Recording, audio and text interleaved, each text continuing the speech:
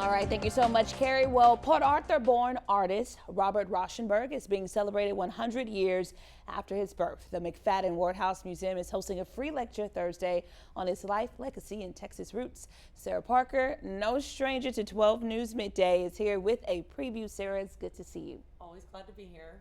So tell us about Mr. Rauschenberg, what if anyone isn't familiar with him. Yeah, so he's a Port Arthur-born artist. 1 second, your mic is off. Oh. It's okay.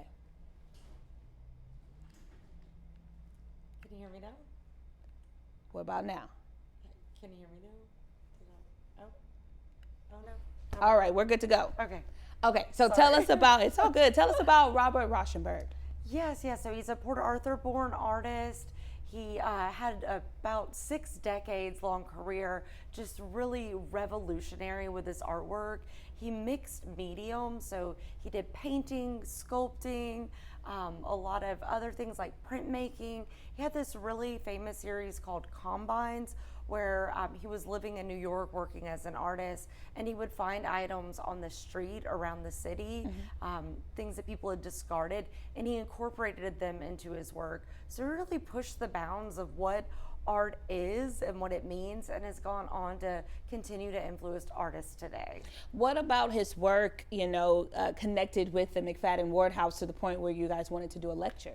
Well, we always like to celebrate different topics, and if we can do local tie-ins, we love to do that. So this one, we really wanted to be art focused. We're bringing in a woman from New York City. Her name is Kristen Clevenson. She works as the assistant curator at the Robert Rauschenberg Foundation in New York City. So she's going to be giving the presentation, sharing photos, pointing out how he highlighted his Texas roots in his works, often in subtle ways. Some are more overt. One of the pieces is called Texas Temple, and you see a Lone Star in it, so you can identify the Texas there.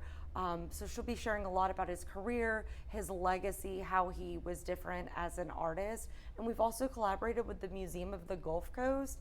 They have a Robert Rauschenberg exhibit. So the day after the lecture, which is Thursday night at 6:30 p.m., you can go to the Museum of the Gulf Coast, and we're offering a tour of that exhibition for up to 30 people. We do recommend that you register online, but you can call us at the museum at the McFaddin-Ward House for more information. So when it comes to the lecture at the museum, do people need to register for that? Do they have to pay? How does that work? It is free. All of our programming is free. We love doing that thanks to the Mamie McFaddin-Ward Heritage Foundation.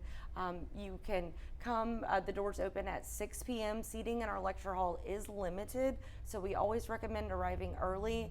We do have an overflow space, and if you're unable to make it, we do share the full lecture on our website, YouTube channel, and Facebook after the event. And that will be this Thursday? This Thursday, the 13th. And I know you want to also tell us about another event coming up. Yes, we want to let teachers, area educators, whether it be public, private, homeschool, know that we're having a free teacher appreciation happy hour on Thursday, August the 27th. It's come and go from 4:30 to 6. You get a tour of the first floor of the house. We have our new World War I installation in there that you might not have seen.